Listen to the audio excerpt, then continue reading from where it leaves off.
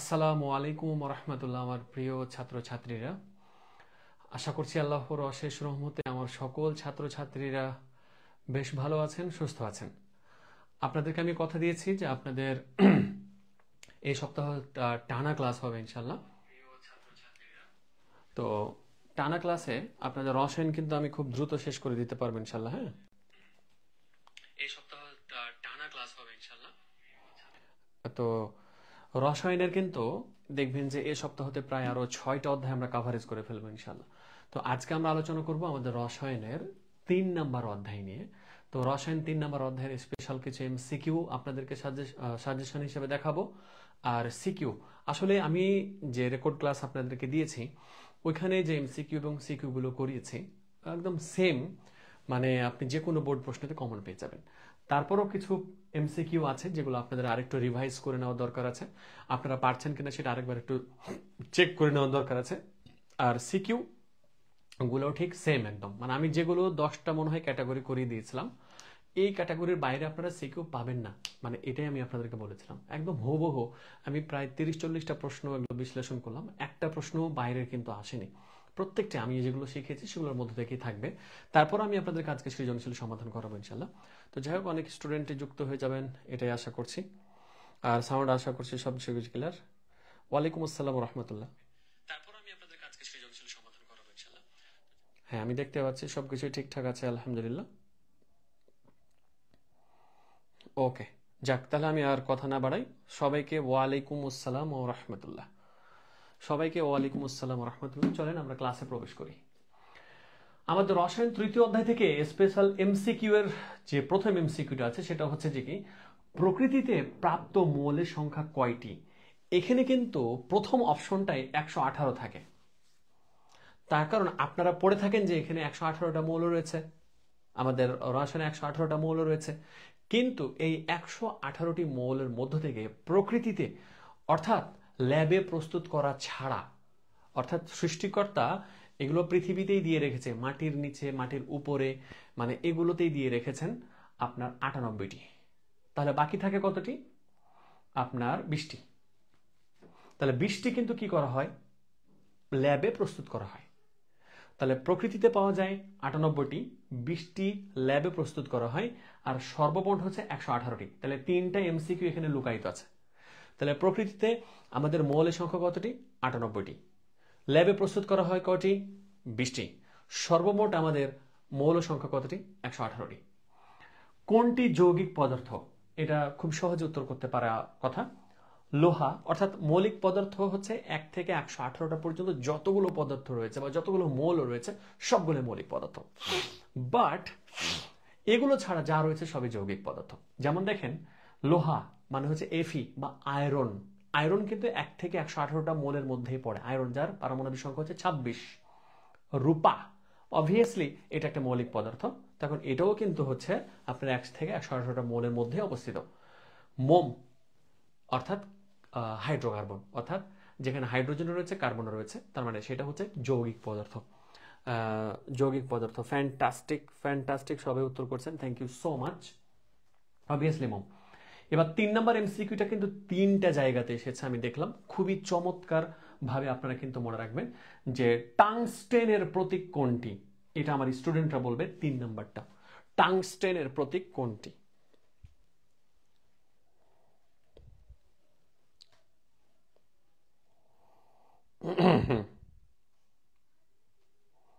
দেখি, 2 নম্বরটা না, আমি চাচ্ছিলাম 3 নম্বরের উত্তরটা আপনারা করবেন প্লিজ।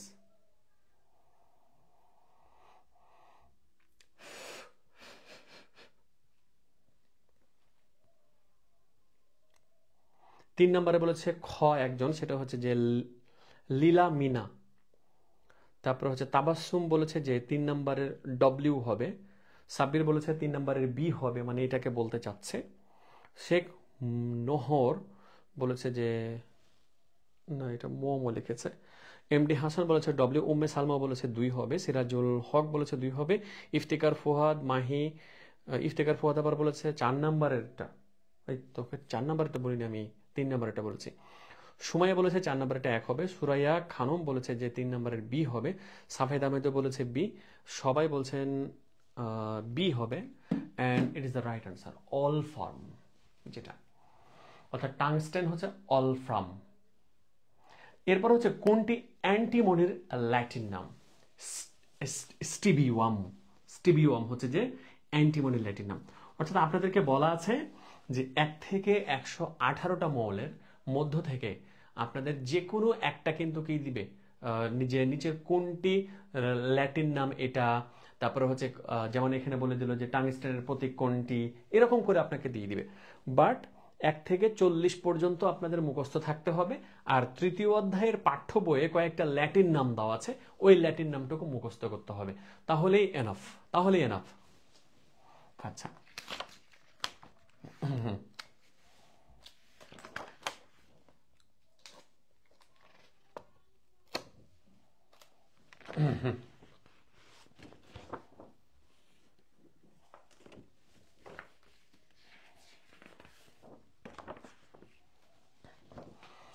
এবার আসেন 5 নম্বরের।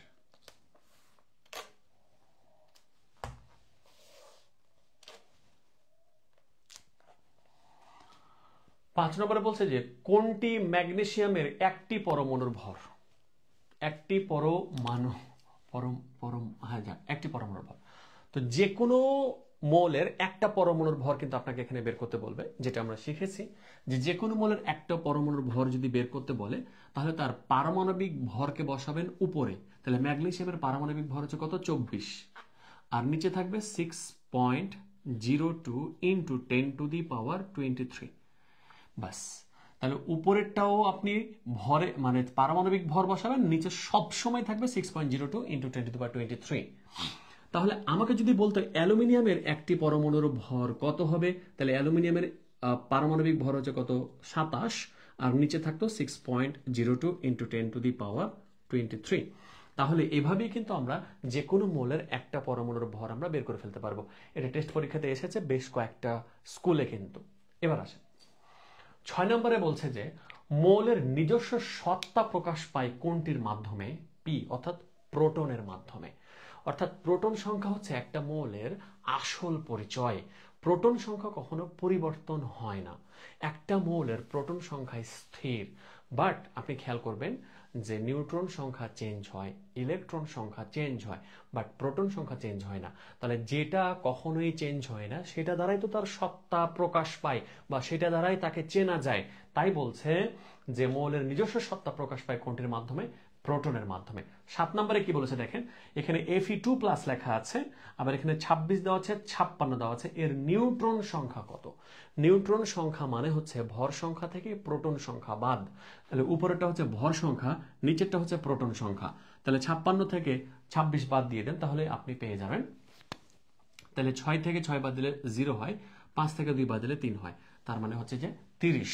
বাট এই জায়গাটাতেই যদি আমাকে বলতো যে ইলেকট্রন সংখ্যা কত, Fe2+ এর ইলেকট্রন সংখ্যা কত? ইলেকট্রন সংখ্যা বললে আপনাকে 2+ আছে, 2+ থাকা মানে সে কিন্তু 2টা ইলেকট্রন ত্যাগ করে দিয়েছে, তার আসলে তার 2টা ইলেকট্রন কমে যাবে। তাহলে এখন তার মোটে হয় 26টা ইলেকট্রন, বা 2+ থাকার কারণে তার হয়ে যাবে এখন 24টা ইলেকট্রন। তাহলে এই জায়গাটা আপনাকে দুই ধরনেরই কিন্তু প্রশ্ন করতে পারতো। তাহলে এখানে আমাকে শুধুমাত্র চেয়েছে নিউট্রন সংখ্যা কত, তার মানে ভর সংখ্যা থেকে প্রোটন সংখ্যা বাদ দিয়ে দেবো, আমি নিউট্রন সংখ্যা পেয়ে গেলাম। এবার আমাকে যদি বলতো ইলেকট্রন সংখ্যা কত, তাহলে মাস্ট আপনাকে খেয়াল করতে হবে যে কোনো ধরনের প্লাস অথবা মাইনাস আছে কিনা। তাহলে মোট হচ্ছে আয়রনের 26টা ইলেকট্রন হয়, 2+ থাকার কারণে তার 2টা কিন্তু ইলেকট্রন এখানে চলে গেছে, তার মানে তার মোট ইলেকট্রন সংখ্যা আছে এখন 24টা। এভাবে আমাকে উত্তর করতে হবে। আচ্ছা, হ্যাঁ, আনসার হচ্ছে আলহামদুলিল্লাহ, সবারই আনসার হচ্ছে, আমি দেখতে পাচ্ছি, থ্যাংক ইউ সো মাচ। এবার 8 নম্বরটা কিন্তু এই রকম করে দেওয়ার একটা কারণ আছে, যে কয়েকটা কিন্তু জায়গাতে এইরকম করে দিচ্ছে, উপরে দিয়ে দিচ্ছে বি, নিচে দিয়ে দিচ্ছে এ, তারপরে হচ্ছে এক্স, তারপরে হচ্ছে M+। বলছে এটার আয়নে নিউট্রন সংখ্যা কত? নিউট্রন সংখ্যা মানে হচ্ছে ভর সংখ্যা থেকে প্রোটন সংখ্যা বাদ। তাহলে এই জায়গাটাতে ভর সংখ্যা কি আছে? বি, আর মাইনাস অর্থাৎ বাদ দিব আমরা, আছে প্রোটন সংখ্যা হচ্ছে কত? এ। তাহলে বি থেকে এ অর্থাৎ ভর সংখ্যা থেকে প্রোটন সংখ্যা বাদ দিলে আমরা কিন্তু নিউট্রন সংখ্যাটা পাবো। তার মানে এখানে হচ্ছে যে নিউট্রন সংখ্যা আমাদের B minus A is the right answer. আচ্ছা, 9 নম্বরে কি বলেছে দেখেন, যে বোর পরমাণু মডেল দ্বারা কোনটির বর্ণালী ব্যাখ্যা করা যায়? আমরা জানি বোর পরমাণু মডেল দ্বারা যাদের একটা মাত্র ইলেকট্রন রয়েছে তাদেরই কিন্তু আপনার পারমাণবিক বর্ণালী ব্যাখ্যা করা সম্ভব হয়। তাহলে একটা ইলেকট্রন কাদের কাদের রয়েছে? একটা ইলেকট্রন রয়েছে হাইড্রোজেনের, তারপর হচ্ছে হিলিয়াম প্লাস, তারপর হচ্ছে লিথিয়াম 2+, তাহলে বেরিলিয়াম হচ্ছে যে 3+। এই এতটুকু এই মৌলগুলোরই কিন্তু পারমাণবিক বর্ণালী ব্যাখ্যা করা সম্ভব, বাট এরকম চার্জ আকারেই কিন্তু থাকতে হবে। যদি হাইড্রোজেন থাকে সঠিক আনসার, হাইড্রোজেন আছে কি নাই। তারপরে দেখেন হিলিয়াম প্লাস, তাহলে হিলিয়াম আছে, হিলিয়াম প্লাসও আছে, তার মানে হিলিয়াম প্লাস সঠিক উত্তর।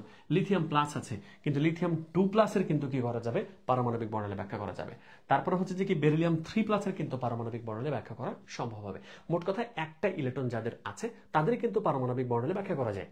তাহলে একটা ইলেকট্রন আপনি দেখেন, এটার একটা, এটার একটা, এটার একটা, এটার একটা, সবারই কিন্তু একটা একটা করে ইলেকট্রন রয়েছে। তার মানে এইগুলোই কিন্তু বোর পরমাণু মডেল অনুযায়ী পারমাণবিক বর্ণালী ব্যাখ্যা করা সম্ভব হবে। ওকে, হাইড্রোজেনের এখানে কোনো অপশন ছিল না, তাই আপনারা হাইড্রোজেন দিবেন না প্লিজ, এখানে হাইড্রোজেনের কোনো অপশনই নেই। এন্ড এটা চমৎকার একটা প্রশ্ন, 10 নম্বরেরটার উত্তর আপনারা বলার চেষ্টা করেন। এবার মাত্র 2টা অপশন আছে, ঠিক আছে, বাট দেখেন আমাকে দিয়ে দিচ্ছে যে কিউ, তারপরে এখানে 19, কিউ তারপরে এখানে হচ্ছে 19, এর শেষ ইলেকট্রনের কৌণিক ভরবেগ কত, শেষ ইলেকট্রনের কৌণিক ভরবেগ কত আমরা একটু বুঝিবি। যে কিউ এখানে 19 লেখা আছে, তার মানে এটা হচ্ছে পটাশিয়াম। তাহলে পটাশিয়ামের ক্ষেত্রে আপনি যদি ইলেকট্রন বিন্যাস করেন, তার মানে পাবেন আপনি 1s2, 2s2, 2p6, 3s2, 3p6, 3d0, 4s1, 3d0 and 4s1 পাবেন। তার মানে শেষ কক্ষপথ মানে তাহলে 4 নম্বর কক্ষপথ। আমাকে বলেছে Q19 এর শেষ ইলেকট্রনের কৌণিক ভরবেগ, তাহলে শেষ ইলেকট্রনটা কোথায় আছে, 4 নম্বর শক্তি স্তরে আছে। তাহলে কৌণিক ভরবেগের সূত্র হচ্ছে যে কি, যেটা mvr = nh/2π। এবার n এর মান তাহলে কত হবে, n এর মান হবে 4, তাহলে n এর মান এখানে বসে দেবো আমরা কত, 4, তারপরে বসে গেল h, তারপরে এখানে বসে গেল 2π, 2 একে 2, 2 দুগুণা 4, তার মানে হচ্ছে কত 2h / হচ্ছে কত পাই। এটাই হচ্ছে আনসার। তাহলে যে 2h / হচ্ছে পাই, এ নয় 2 ইজ দ্য রাইট আনসার। যাক, অনেকজনে আনসার করার চেষ্টা করেছেন। এটা কিন্তু একটু ট্রিকি প্রশ্ন, এটা যেমন আমি ব্যাচের দিনে, বাট এটা আপনাদের পারা উচিত। মানে এগুলো হালকা একটু জাস্ট ঘুরিয়ে দিয়েছে প্রশ্নটাকে, আর বেশি কিছু তো করেনি তারা। 10টা হইল। আর আজকে কিন্তু অনুধাবনমূলকও অনেক সুন্দর সুন্দর আমি আপনাদের জন্য বাছাই করে রেখেছি। প্রত্যেকটা অনুধাবনগুলো কিন্তু আপনারা ভালো করে বুঝবেন। হ্যাঁ, অনুধাবন আপনারা কমন নিতে পারেন না, বাট আমি আজকে অনুধাবনগুলো নিয়ে অনেকগুলো কথা বলবো, আপনারা কিন্তু ভালো করে শুনবেন প্রত্যেকটাই। পটাশিয়াম এর m শক্তি স্তরে কতটি ইলেকট্রন থাকে? একটু আগে তো করেছিলাম ইলেকট্রন বিন্যাসটা। তাহলে পটাশিয়ামের m শক্তি স্তর, তাহলে যে 1s2, 2s2, 2p6, 3s2, 3p6, 3d0 হয়, and 4s1। এটা কে, এটা হচ্ছে l, এটা হচ্ছে যে m, কে l m n। তাহলে m শক্তি স্তরে 6 দিয়ে কতটি আছে, 8টি থাকে। ক্রোমিয়ামের m শক্তি স্তরে কতটি থাকে, ক্রোমিয়ামের কিন্তু 24 হয়। তার মানে এখানে 2 চলে আসে, 24 যেহেতু 24 থাকার কারণে এখানে 3d 5 হয় and 4s1 হয়। দেখি এবার 24টা হয়েছে কিনা। 6, 10, 11, 12, 13, 14, 15, 16, 17, 18, 19, 20, 21, 22, 23, 24। হ্যাঁ, ঠিক আছে। তাহলে m শক্তি স্তরে 6 দিয়ে কত, 8টি, 8, 5, 13টি। এগুলো কতবার আলোচনা করা হয়েছে, এগুলো আপনাদেরকে বারবার বলে দেওয়া হয়েছিল। দেখেন এই যে ক্রোমিয়ামের ইলেকট্রন বিন্যাস ব্যতিক্রম, পটাশিয়াম, ক্যালসিয়াম, ক্রোমিয়াম, কপার, এগুলো প্রত্যেকটারই কিন্তু ইলেকট্রন বিন্যাস বারবার আপনাদেরকে বলা হয়েছে যে এগুলো ভালো করে করবেন, ভালো করে দেখবেন, এগুলো কিন্তু আসবে পরীক্ষাতে। তখন আমরা প্রশ্নগুলো দেখে দেখে অভ্যস্ত আসলে যে এগুলোই বেশি আসবে, তাই আমার স্টুডেন্টদেরকে বললে আমাদেরই তো লাভ, যে আমার স্টুডেন্টরাই ভালো করে বুঝতে পারবে এইগুলো। হ্যাঁ, তো আসেন, তো ক্রোমিয়ামের m শক্তি স্তরে চলে গেল। এরপরে 13 নম্বরে বলেছে, দেখেন যে l = 3 হলে ইলেকট্রন ধারণ ক্ষমতা কত, জাস্ট এরকম করে বলে দিয়েছে। তার মানে আপনাকে এখন জানতে হবে যে ইলেকট্রন ধারণ ক্ষমতার সূত্র কোনটি, ইলেকট্রন ধারণ ক্ষমতার সূত্র কোনটি। l এর মান 3 দিয়েছে, তাহলে যে কোনো এটা শক্তি স্তরের বলবে আসলে।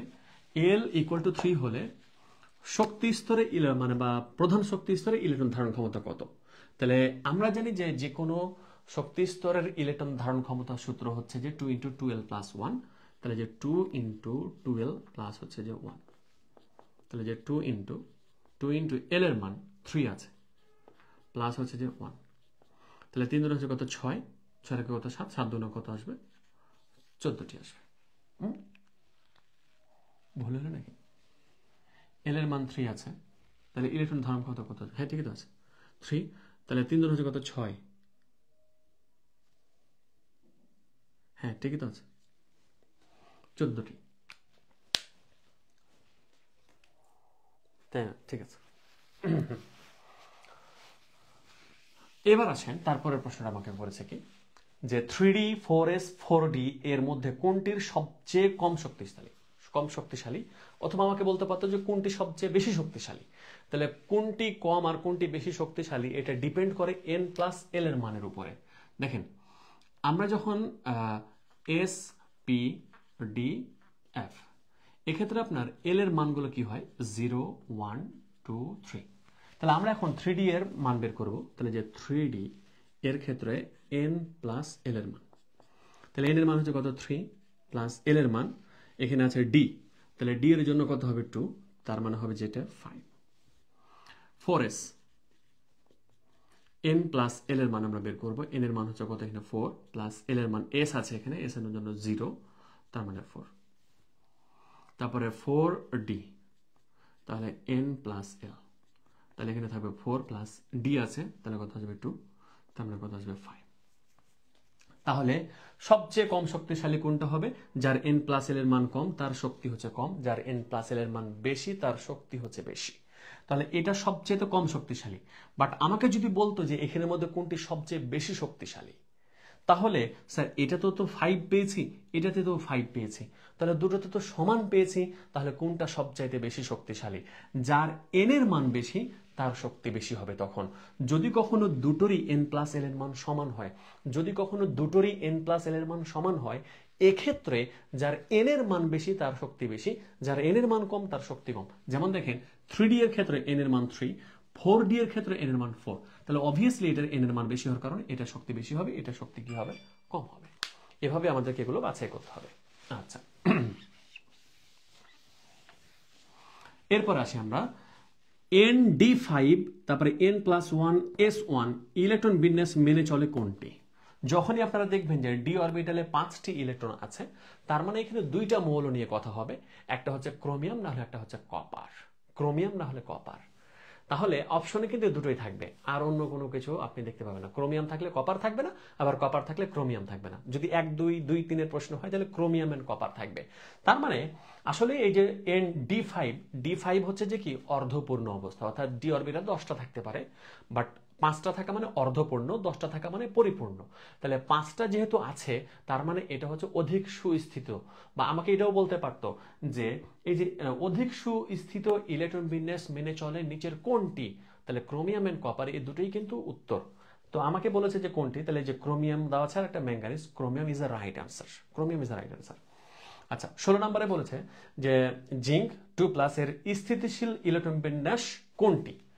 স্থিতিশীল ইলেকট্রন বিন্যাস আমাকে বলেছে, তাহলে জিঙ্ক 2+ দেওয়া আছে, তার মানে এখান থেকে 28টা হয়ে যাবে ইলেকট্রন। একটু খেয়াল করে দেখি আমরা, 30টা মানে হচ্ছে যে কিরকম হবে, এই যে দেখেন 1s2 2s2 2p6 3s2 3p6 3d10 and 4s2 হয়। এটা হচ্ছে জিঙ্কের ইলেকট্রন বিন্যাস, যেটা হচ্ছে 30 জিঙ্কের ইলেকট্রন বিন্যাস।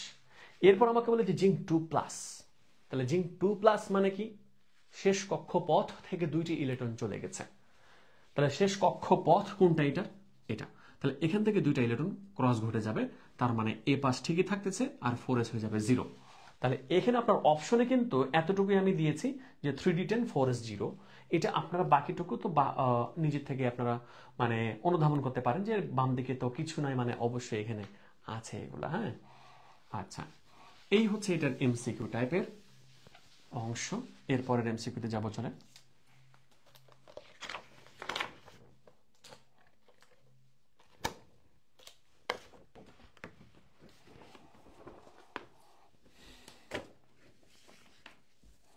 অনেক স্টুডেন্টই যুক্ত হচ্ছে না কেন রে বাবা?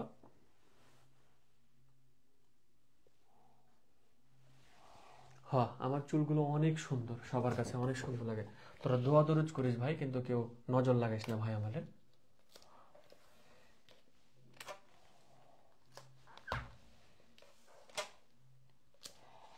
কালকে আমি একটা প্রোগ্রামে গেছি, প্রোগ্রামে যাওয়ার পরে আমাকে বলছে যে ভাই আপনার চুলগুলো কি এগুলো আলগা?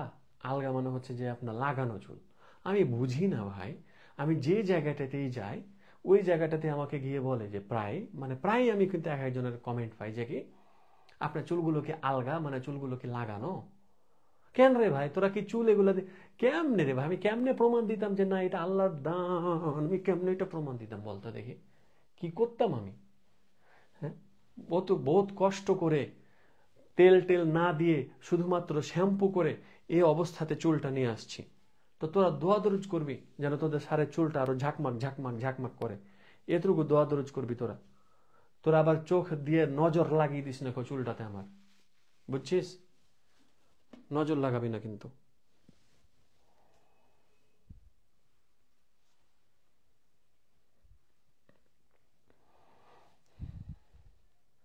আচ্ছা, 17 নম্বরের খ উত্তর দিয়ে দিস আবার।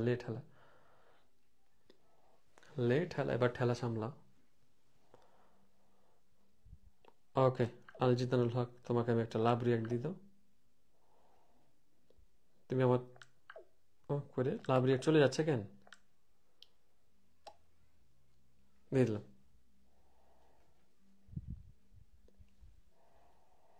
স্যার চুল টেনে দেখালাম যে আর চুলের টেনে দেখতে পারো না। আমার চুল অনেক ফেভারিট, অনেক ফেভারিট। আমি ছোট থেকেই চুল নিয়ে খুব সচেতন।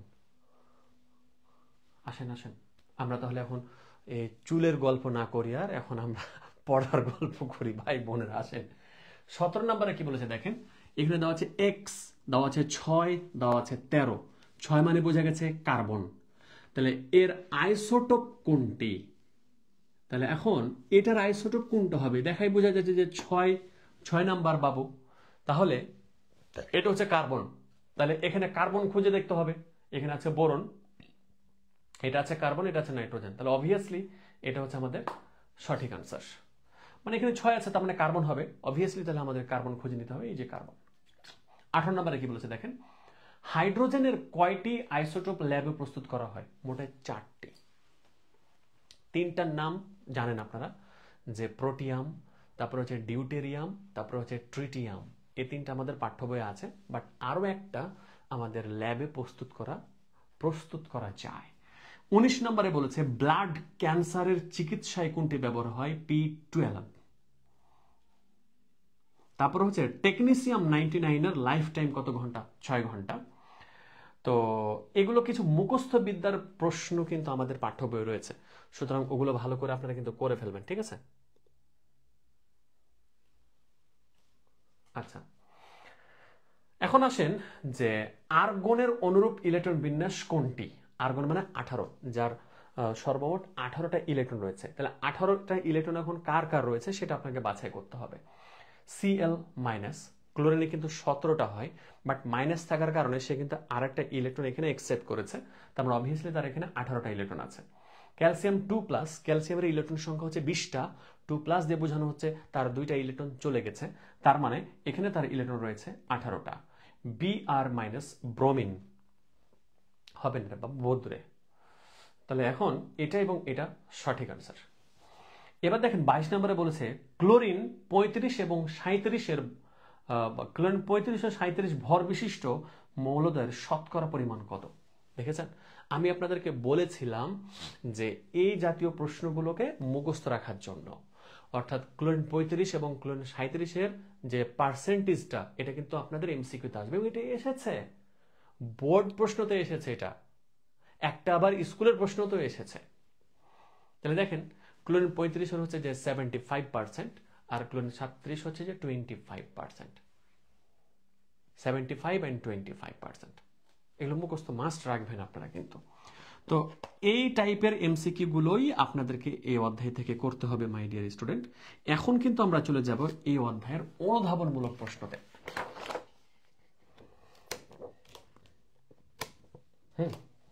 এই অধ্যায়ের অনুধাবনমূলক প্রশ্নতে চলে যাব আমরা।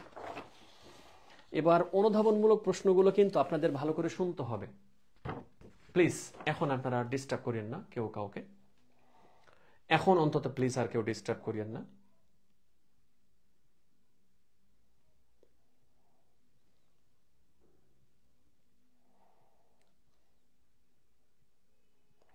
হিমেল, আপনি আর এইভাবে অন্য কোনো কমেন্ট করবেন না, এটাই আপনাকে বলে দিলাম। আপনি যদি অন্যরকম কোনো কমেন্ট করে স্টুডেন্টদেরকে বিরক্ত করেন তাহলে আমি আপনাকে কিন্তু এখান থেকে একদম ব্লক করে দেব।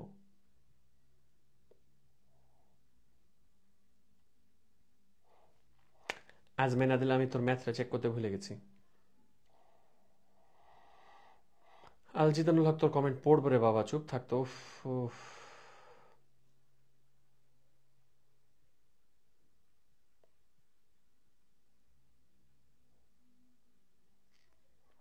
সঞ্জিদা, সঠিক কথা বলছিস, এত কমেন্ট কেন করে ছেলে মেয়েরা?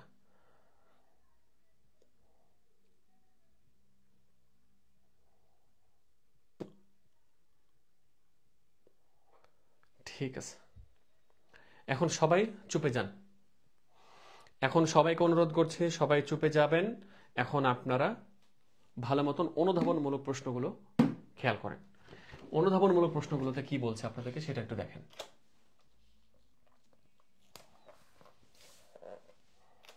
দেখেন, এর আগের ব্যাচে কিন্তু আমি অনুধাবনমূলক প্রশ্ন করাইনি, তাই অনুধাবনমূলক প্রশ্নকে একটু বেশি গুরুত্ব দিয়েছি আপনাদের জন্য। আর আপনারাও আমাকে বলেছেন যে স্যার অনুধাবনমূলক প্রশ্নগুলো একটু ভালো করে করিয়ে দিবেন আমাদেরকে। তাই আমি আপনাদেরকে প্রত্যেকটা অধ্যায় থেকে ন্যূনতম 10টা যেন অনুধাবনমূলক থাকে সেই ব্যবস্থাই করছি। তো আপনারা এই 10টা অনুধাবনগুলো ভালো করে পড়বেন আর আমার বেসিক ক্লাসগুলো তো আপনারা করবেন, তাহলেই কিন্তু কমন আসবে ইনশাল্লাহ। হ্যাঁ, এবার আসেন, বলেছে পরমাণুর সমস্ত ভর নিউক্লিয়াসে কেন্দ্রীভূত ব্যাখ্যা করো। পরমাণুর সমস্ত ভর নিউক্লিয়াসে কেন্দ্রীভূত ব্যাখ্যা করো। এটার উত্তরটা কিরকম হওয়া উচিত? তাহলে একটা পরমাণুর একটু ছোট্ট সংক্ষিপ্ত বর্ণনা দিয়ে দিবেন। আমরা জানি একটি পরমাণুতে 3টি মৌলিক কণিকা থাকে, ইলেকট্রন, প্রোটন ও নিউট্রন। ইলেকট্রনের ভর 0, প্রোটন এবং নিউট্রন অবস্থান করে নিউক্লিয়াসে, আর ইলেকট্রন অবস্থান করে নিউক্লিয়াসের বাইরে, তাই তো? যেহেতু প্রোটন এবং নিউট্রনের ভর রয়েছে, তাই পরমাণুর প্রোটন এবং নিউট্রন অর্থাৎ সম্পূর্ণ ভরটা কেন্দ্রতে বা নিউক্লিয়াসে। দেখেছেন, ছোট্ট উত্তর, বাট আপনাকে সুন্দর করে উপস্থাপনটা দিতে হবে। আরেকবার একটু খেয়াল করে দেখেন। আমরা জানি পরমাণুর মোট মূল কণিকা 3টি, ইলেকট্রন, প্রোটন ও নিউট্রন। ইলেকট্রন নিউক্লিয়াসের বাইরে অবস্থান করে, নিউক্লিয়াসে প্রোটন এবং নিউট্রন অবস্থান করে। ইলেকট্রনের ভর 0, ইলেকট্রনের ভর 0, কিন্তু প্রোটন ও নিউট্রনের ভর রয়েছে। তাই প্রোটন এবং নিউট্রন যেহেতু কেন্দ্রে অবস্থান করে, তাই পরমাণুর সমস্ত ভর কেন্দ্রে অবস্থান করে বা কেন্দ্রীভূত। হয়ে গেল উত্তর। তৃতীয় শক্তি স্তরে এফ অরবিটাল থাকে না কেন? এই প্রশ্নটা অত্যন্ত ইম্পর্টেন্ট। তৃতীয় শক্তি স্তরে আপনাকে বলতে পারত বা চতুর্থ শক্তি, হ্যাঁ তৃতীয় শক্তি স্তরেই বলবে। তো তৃতীয় শক্তি স্তরের জন্য এন এর মান দেখেন মাই ডিয়ার স্টুডেন্ট। তাহলে তৃতীয় শক্তি স্তর, এই যে তৃতীয় শক্তি স্তরের জন্য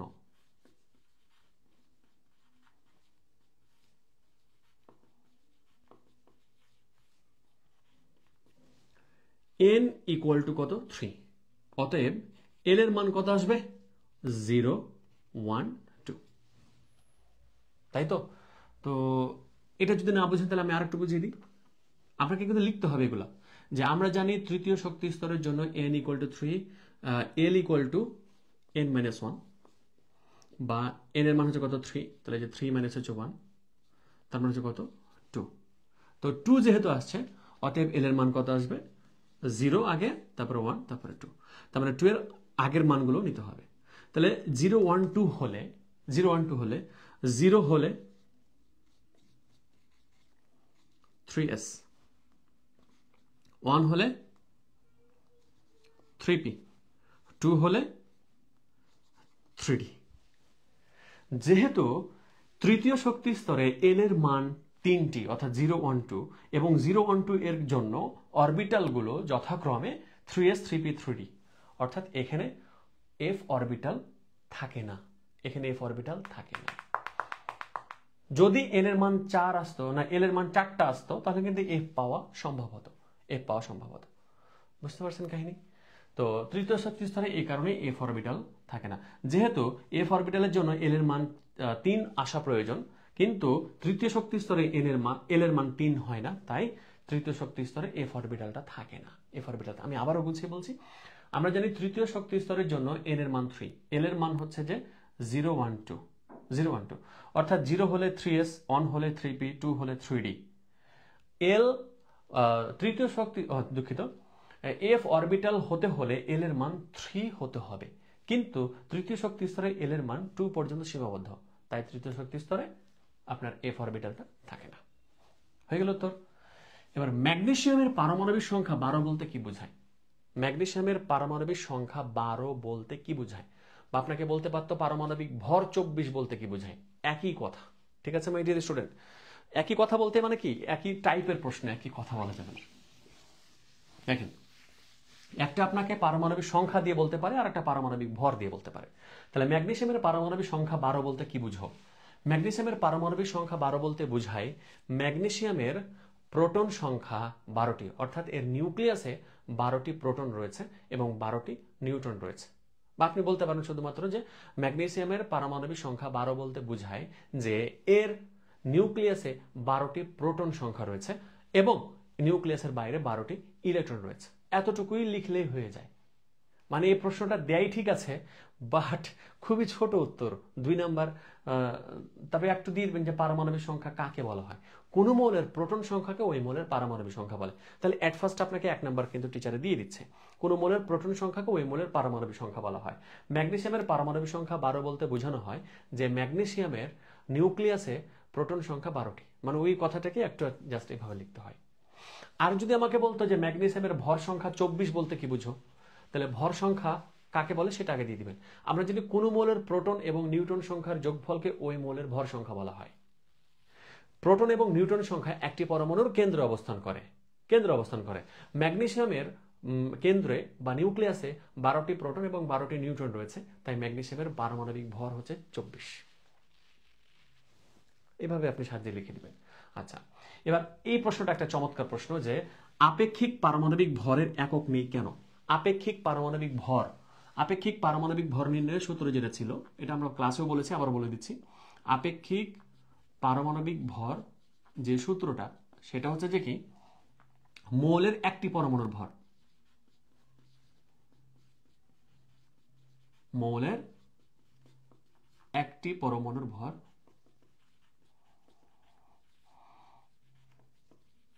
divided by 1.66 into 10 to the power -24 maybe.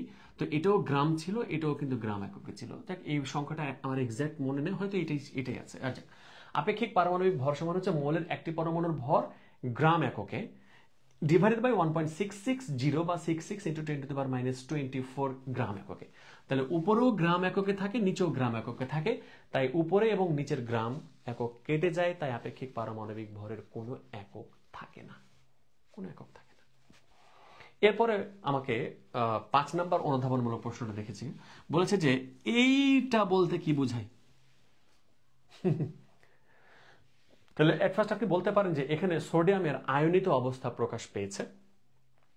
উক্ত অবস্থাতে বোঝা যায় সোডিয়াম এর পারমাণবিক সংখ্যা বা প্রোটন সংখ্যা হচ্ছে 11, যা তার বাম দিকে নিচের দিকে অবস্থান করছে, এবং সোডিয়ামের পারমাণবিক ভর 23, যা তার বাম দিকে উপরের দিকে অবস্থান করছে। আর একটা আছে এখানে যে সোডিয়াম যেহেতু ধনাত্মক আয়নে চার্জিত, তাই এখান থেকে সোডিয়ামের একটি ইলেকট্রন ত্যাগ হয়েছে, অর্থাৎ এখানে ইলেকট্রন সংখ্যা আপনার 10টি। এতটুকু লিখে দিলেই আনসার হয়ে যাবে। বুঝতে পারছেন আমার ছাত্রছাত্রীরা? দেখেন তো মাই ডিয়ার স্টুডেন্ট,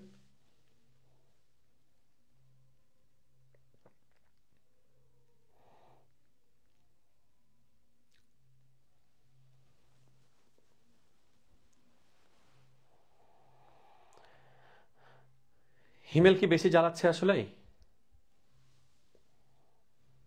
হিমেল কি বেশি জ্বালাচ্ছে না? আলহামদুলিল্লাহ সবাই ভালো আছে রে ইফতেখার ফুয়াদ। আলহামদুলিল্লাহ রাশেদুল রনি বলেছে ক্লিয়ার। মোহাফজিদ নাবির বলেছে জি স্যার ক্লিন। হাফস আক্তার সূচনা বলেছে ক্লিয়ার। এমএসটি আঞ্জুমান বলেছে ক্লিয়ার। আমির ইসলাম বলেছে ক্লিয়ার স্যার। কাইফা ইসলাম বলেছে all clear sir. Safayet Ahmed বলেছে ক্লিয়ার স্যার। ওকে আলহামদুলিল্লাহ। তানভীর আহমেদ আঞ্জুমান সহ সবাই বলেছে ক্লিয়ার। আচ্ছা, মানে হিমেল বেশি জ্বালাচ্ছে তাই তো? সুমা আক্তার মাস্তে ক্লিন। ওয়াকিল উদ্দিন বলেছে জি স্যার ক্লিয়ার। ফাহিয়া ফাইজা বলেছে ক্লিয়ার স্যার। সাফায়েত আহমেদ বলেছে আলহামদুলিল্লাহ ক্লিয়ার। ওকে আচ্ছা ঠিক আছে, তাহলে এর পরের অনুধাবনগুলোতে আমরা একটু চলে যাব প্লিজ।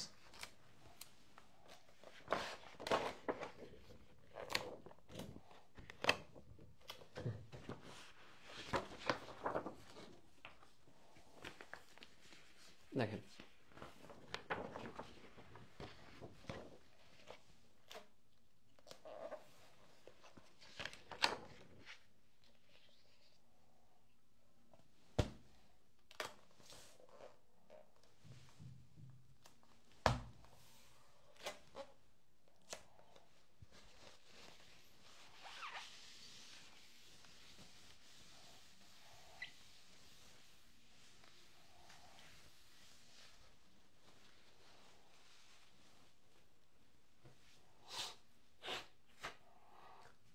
Fe2+ ও Fe3+ এর মধ্যে কোনটি অধিক সুস্থিত? আয়রনের দুইটা ইলেকট্রন বিন্যাস এখন আপনাকে দেখাতে হবে।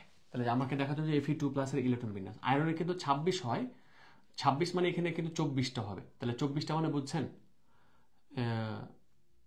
হ্যাঁ, আয়রনে 26 থেকে দুইটা বাদ চলে যাবে। তার মানে যে 1s2 2s2 2p6 3s2 3p6 and 3d 26 যেহেতু and 4s2 দিয়ে দিই আগে।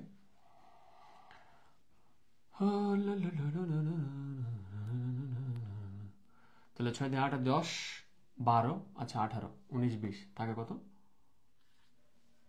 এই তো। তার মানে Fe2+ মানে হচ্ছে যে এখন এখান থেকে দুইটা ইলেকট্রন চলে যাবে। তাহলে Fe2+ এর ইলেকট্রন বিন্যাস হচ্ছে এইটা। বাট Fe3+ যদি হয়, Fe3+ এর ইলেকট্রন বিন্যাস সবই ঠিক থাকবে, বাট এখানে 3d 5 হয়ে যাবে and 4s তো 0ই ছিল, 0ই ছিল। তাহলে আমরা জানি যে কোনো মৌলের ইলেকট্রন বিন্যাসের ক্ষেত্রে 3d অরবিটালে যদি 5টি ইলেকট্রন থাকে তাহলে সেটি অধিক সুস্থিত অবস্থান করে। দেখেন মাই ডিয়ার স্টুডেন্ট, Fe2+ এর ইলেকট্রন বিন্যাস করার ক্ষেত্রে অনেক স্টুডেন্টই কিন্তু এই জায়গা থেকে ইলেকট্রন ট্রান্সফার না করে মানে চলে যাবে, আসলে শেষ কক্ষপথ থেকে ইলেকট্রন যাবে। তো সর্বমোট ছিল তার 26টা থেকে আমাদের 2+ আছে মানে 24টা হবে। 24টা হওয়া মানে কি আমাদের লাস্ট কক্ষপথ থেকে দুইটা চলে গেছে। তা এই জায়গাটা থেকে আরেকটা কমে গেছে। আরেকটা কমে যাওয়া মানে কি এখান থেকে 6টা ছিল, এখানে 5টা হবে। তাহলে এখন আমার প্রথমত দিতে হবে যে Fe2+ এবং Fe3+ এর ইলেকট্রন বিন্যাস করে দিলাম। তারপরে Fe2+ এর ইলেকট্রন বিন্যাস লক্ষ্য করলে দেখা যায় এর ডি অরবিটালে 6টি ইলেকট্রন রয়েছে বা 6টি ইলেকট্রন রয়েছে, যেটি তার স্থিতিশীল অবস্থা নয়। কিন্তু অপরদিকে Fe3+ এর ইলেকট্রন বিন্যাস লক্ষ্য করলে দেখা যায় এখানে ডি অরবিটালে 5টি ইলেকট্রন রয়েছে, যা ডি অরবিটালের অর্ধপূর্ণ অবস্থা। অর্ধপূর্ণ অবস্থায় ডি অরবিটাল অধিক স্থিতিশীলতা প্রদর্শন করে। তার মানে Fe3+ই অধিক সুস্থিত। হয়ে গেল উত্তর মাই ডিয়ার স্টুডেন্ট।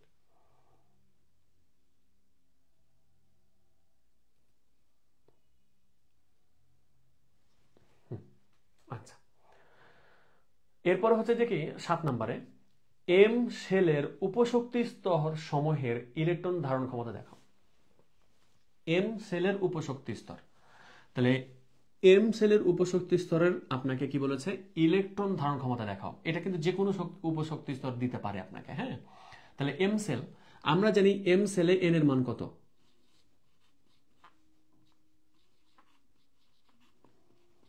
আমরা জানি এম সেলে n ইকুয়াল টু KLM, তার মানে এর মান কত 3। অতএব L ইকুয়াল টু কত পাওয়া যাবে 0 1 2। অর্থাৎ উপশক্তি স্তর অর্থাৎ উপশক্তি স্তর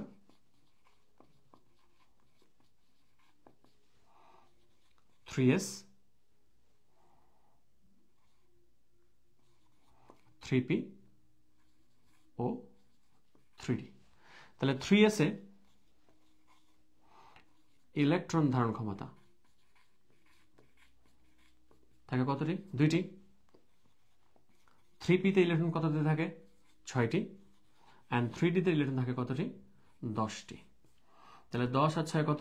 16 আর 2 কত? 18টি। আর আপনি জানেন যে এম সেলের মানে সর্বমোট থাকে 18টি, এখানে 3s এ থাকে 2টা, 3p তে থাকে 6টা, অ্যান্ড 3d তে থাকে সর্বমোট 10টা। এইভাবে আপনাকে যে কোনো উপশক্তি স্তরের ইলেকট্রন ধারণ ক্ষমতা দেখাতে বলতে পারে। এরপর আমাকে বলেছে যে 4s অপেক্ষা 3d অরবিটালের শক্তি বেশি, ব্যাখ্যা করো। আমরা জানি যে কোনো অরবিটালের শক্তি তার n প্লাস l এর মানের উপর নির্ভরশীল। n প্লাস l এর মানের উপর নির্ভরশীল।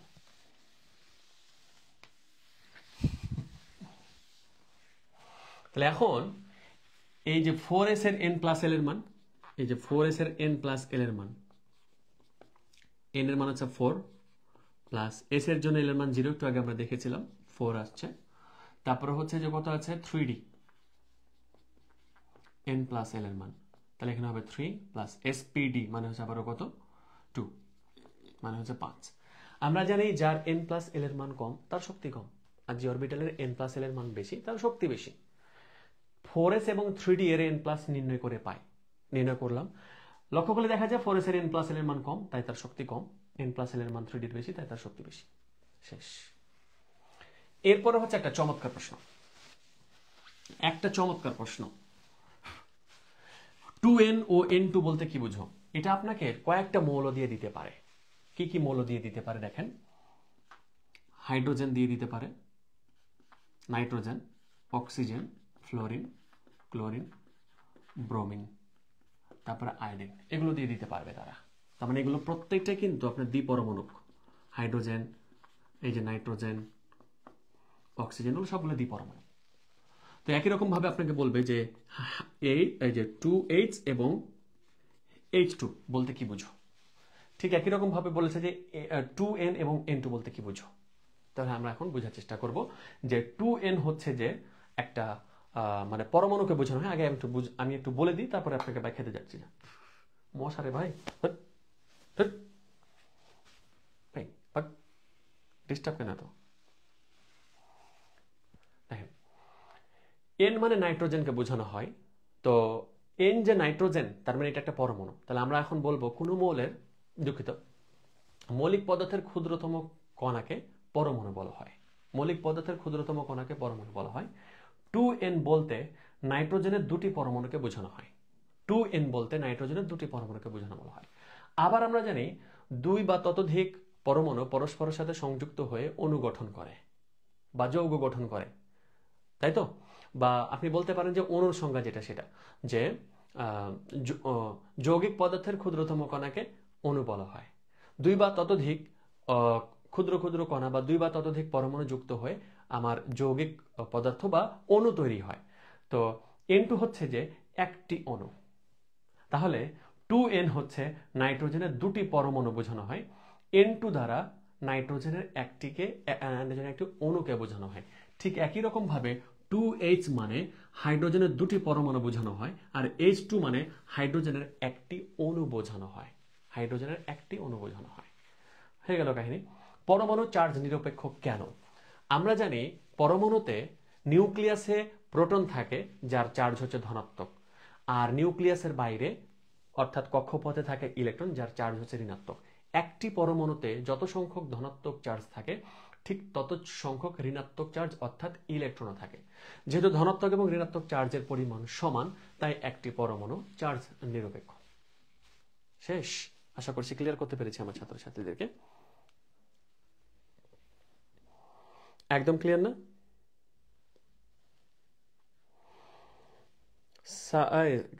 গণিত কোর্সে যুক্ত হয়েছেন এখনো অ্যাড করিনি এটা, তাহলে আমাকে এই যে ক্লাস শেষে আমাকে কি করবেন, নক করবেন, ঠিক আছে? গণিত এবং উচ্চতর গণিত ক্লাস লাইভ হয়ে গেছে আজকে একটা অলরেডি, হয়তো আপনি জানেন না, আল জিদানুল হক।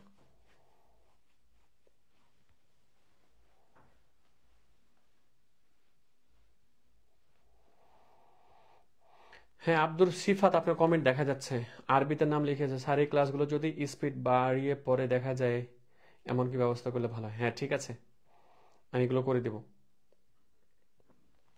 ওকে, আপনারা যারা ক্লাসে মনোযোগী আছেন ক্লাসে মনোযোগ হয়ে যাবেন। আর আমি ইয়াসির আরাফাত হিমেলকে আমি ক্লাস শেষ করার পরে ওর কমেন্টগুলো চেক করব, যদি মনে হয় যে না আসলে সে একটু জ্বালাতন করছে ছাত্রছাত্রীদেরকে, তাহলে ওকে একদমই চিরতরে ব্লক করে দিব, একদমই ওকে ক্লাস করতে দিব না।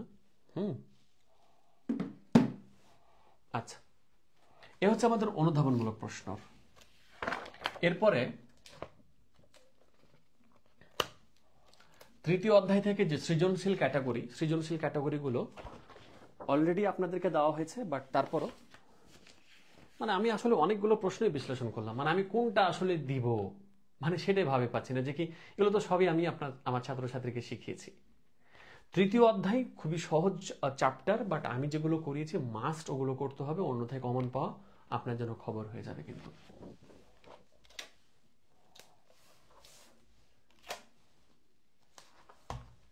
ময়মনসিংহ বোর্ড 2024-এ যে প্রশ্নটা করেছে সেটা একটু দেখেন। পটাশিয়ামের ইলেকট্রন বিন্যাস তারা পদ্ধতি 1-এ করেছে 1s2 2s2 2p6 3s2 3p6 and 3d1। 3s 3p 3d তে তারা পাঠিয়ে দিয়েছে ইলেকট্রনটাকে।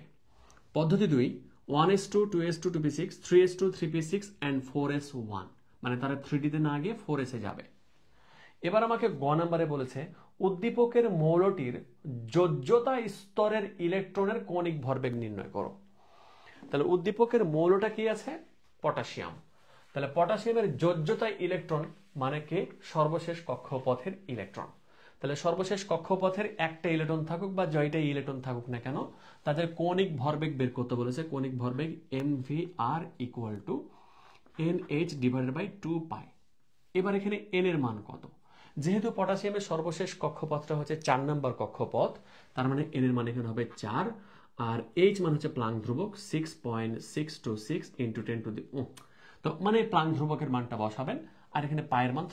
10⁻⁻⁻⁻⁻⁻⁻⁻⁻⁻⁻⁻⁻⁻⁻⁻⁻⁻⁻⁻⁻⁻⁻⁻⁻⁻⁻⁻⁻⁻⁻⁻⁻⁻⁻⁻⁻⁻⁻⁻⁻⁻⁻⁻⁻⁻⁻⁻⁻⁻⁻⁻⁻⁻⁻⁻⁻⁻⁻⁻⁻⁻⁻⁻⁻⁻⁻⁻⁻⁻⁻⁻⁻⁻⁻⁻⁻⁻⁻⁻⁻⁻⁻⁻⁻⁻⁻⁻⁻⁻⁻⁻⁻⁻⁻আপনারা উত্তর টেনে নেবেন। এটা তো বারবারই বলেছি যে ছোট্ট অঙ্ক আসে, আপনারা ভালো করে খেয়াল রাখবেন। এগুলো মানে আপনার বোর্ড ভিত্তিক প্রশ্নতে আপনার দেখলাম যে প্রায় 10-15টা প্রশ্ন যদি হয় আপনার, আর 10টাতে কৌণিক ভরবেগ বেশিরভাগ আপনাকে নির্ণয় করতে বলেছে। ইটস সুপার ইম্পর্টেন্ট, কৌণিক ভরবেগ সুপার ইম্পর্টেন্ট। আচ্ছা, এরপরে দেখেন ঘোড়ার ঘতে বলেছে কোন ইলেকট্রন বিন্যাসটি সঠিক বলে তুমি মনে করো। এটা আমার স্টুডেন্টদের কাছে কোনো বেলই নাই, কোনো বেলই নাই। অবভিয়াসলি পদ্ধতি 2 সঠিক, অবভিয়াসলি পদ্ধতি 2 সঠিক। পদ্ধতি 1-এ পটাশিয়ামের শেষ ইলেকট্রনটি ডি অরবিটালে প্রবেশ করানো হয়েছে। পদ্ধতি 2-এ পটাশিয়ামের শেষ ইলেকট্রনটি ডি অরবিটালে প্রবেশ না করিয়ে এস অরবিটালে প্রবেশ করানো হয়েছে, যা আমার কাছে সঠিক বলে মনে হয়, যা আউববাউ নীতি মেনে চলে, যা আউববাউ নীতি মেনে চলে। আমরা জানি আউববাউ নীতি অনুযায়ী ইলেকট্রন সমূহ নিম্ন শক্তি সম্পন্ন স্তর থেকে উচ্চ শক্তি সম্পন্ন স্তরে প্রবেশ করে, নিম্ন শক্তি সম্পন্ন স্তর থেকে উচ্চ শক্তি সম্পন্ন স্তরে প্রবেশ করে। তাহলে 3d এবং 4s, তাহলে যে 3d এবং 4s এর n+l এর মান বের করবেন, যে n+l। তাহলে এখানে ক্ষেত্রে কত আসবে 3+d এর ক্ষেত্রে কত আসবে 2, মানে হচ্ছে কত 5, আর 4s এর ক্ষেত্রে n+l এর মান কত আসবে 4 প্লাস হচ্ছে 0, তার মানে হচ্ছে কত 4। 4s এর n+l এর মান হচ্ছে 4, 3d এর n+l এর মান হচ্ছে কত 5। যেহেতু 4s এর শক্তি কম, তাই এখানে আগে ইলেকট্রন প্রবেশ করবে, যা পদ্ধতি 2-এ অনুসরণ করা হয়েছে। তাই আমার মতে 2 নং পদ্ধতি সঠিক। আশা করি বুঝতে পেরেছেন আমার ছাত্রছাত্রীরা। দেখেন না, এগুলো আসলে মানে কোনো বেলই নাই। আপনি যে কোনো সৃজনশীলে চলে যান না কেন এই তৃতীয় অধ্যায়ের, আপনার কাছে কোনো টাইমই নেই, বাট আমার প্রিভিয়াস ক্লাস মাস্ট দেখতে হবে, প্রিভিয়াস ক্লাস মাস্ট আপনাকে দেখতে হবে। যদি না দেখেন তাহলেই কিন্তু ধরা খাইছে।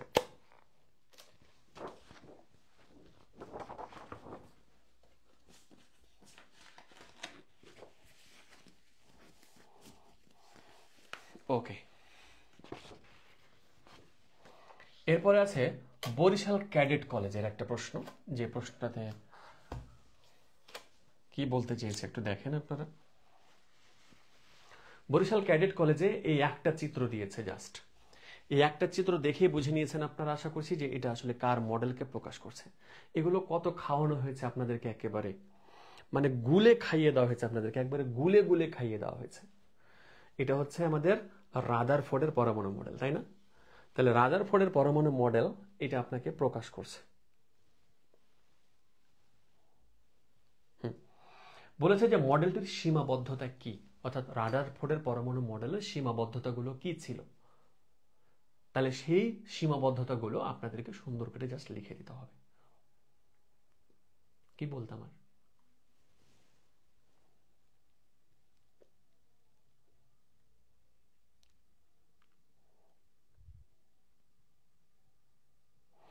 না প্রিভিয়াস ক্লাস না, যেগুলো হচ্ছে আমি আপনাদেরকে দিয়ে দিচ্ছি একসাথে, একবারে লিঙ্ক আকারে ক্লাস দিয়েছি। আপনারা যদি না খুঁজে পান তাহলে আপনারা এই যে এখানে চলে যাবেন, এই তো ফিচার্ড অপশন আছে না এখানে, এই যে ফিচার্ড অপশনে প্রবেশ করবেন, তারপরে দেখতে পাবেন এই যে এখানে অল ক্লাস লিঙ্ক দেওয়া আছে, টেলিগ্রাম গ্রুপের লিঙ্ক দেওয়া আছে, সব দেওয়া আছে।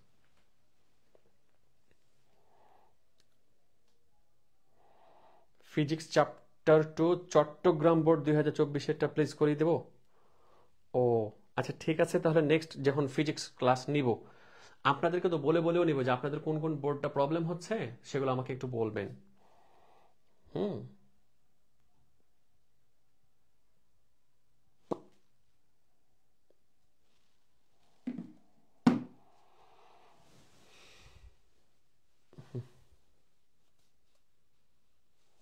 ওকে। তাহলে রাদারফোর্ডের পরমাণু মডেলের সীমাবদ্ধতা শুধুমাত্র আপনাকে ব্যাখ্যা করে দিতে হবে, শেষ। একটি মডেল বর্ণনা করো যা উপরের মডেলের সীমাবদ্ধতা দূর করতে পারে। উপরোক্ত মডেলটি মূলত রাদারফোর্ডের পরমাণু মডেল। রাদারফোর্ডের পরমাণু মডেলের সীমাবদ্ধতাগুলোকে আপনার দূর করে, বা রাদারফোর্ডের পরমাণু মডেলের ভুল ধরে, বা রাদারফোর্ডের পরমাণু মডেল সংশোধন করে বিজ্ঞানী বোর একটি মডেল দিয়েছিলেন, যা হচ্ছে বোর পরমাণু মডেল। তাহলে ওই বোর পরমাণু মডেল আপনাকে কি করতে হবে, তখন ব্যাখ্যা করতে হবে। আপনি দেখেছেন এগুলোই আপনার, আর এগুলো আপনি দেখেন তো আমি আপনাদেরকে শিখে রেখেছি কিনা। আমি এখানে অনেক প্রশ্ন দেখেছি, কোনো প্রশ্নই আমি পাইনি যে প্রশ্নটা আমার স্টুডেন্টদের জন্য মানে শেখানো হয়নি, আমি শিখিয়ে দিইনি।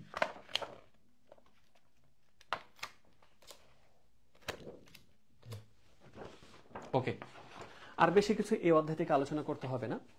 আপনারা এই অধ্যায়গুলোর উত্তর একদম খুবই সুন্দর করে দিতে পারবেন, কোনো সমস্যাই হবে না। মাস্ট রেকর্ড ক্লাসগুলো দেখতে হবে আর এগুলো তারপরে দেখবেন, ঠিক আছে?